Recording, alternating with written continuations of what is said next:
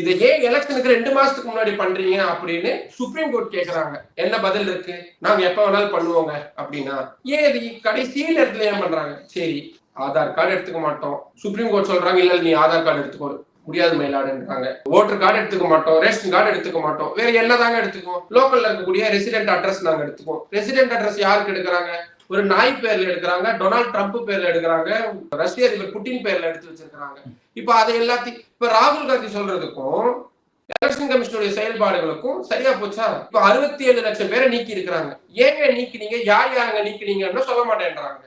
கேட்டா என்ன சொல்றாங்க? யாருமே இதுக்கு எதிர்ப்பு தெரிவிக்கிறாங்க. எதிர்ப்பு தெரிவிக்கல. நீங்க உங்களுடைய ஸ்டாண்ட கிளாரிஃபை பண்ணிட வேண்டியது. என்ன காரணத்துக்காக உங்களை நீக்கணும், இந்த ரீசன் தாங்க அப்படின்னு நீங்க சொல்லிட்டீங்கன்னா வேலை முடிஞ்சது இல்ல. அதையே சொல்ல மாட்டேன்றாங்க.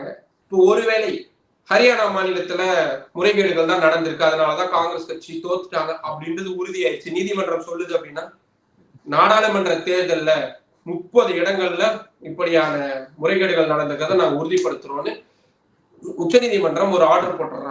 இந்தியாவோட நிலைமையை நினைச்சு பாருங்க. ரெட்ரோஸ்பெக்டிவா கொண்டு போக முடியுமா? அது எல்லாத்தையும் மாத்திர முடியுமா? கொள்கை ரீதியில இத்தனை விஷயங்கள் இருக்கு. யாரு இது என்னன்னா 130 140 கோடி இந்தியர்களையும் முட்டாளாக்கக்கூடிய விஷயமா மாறிடும்ல.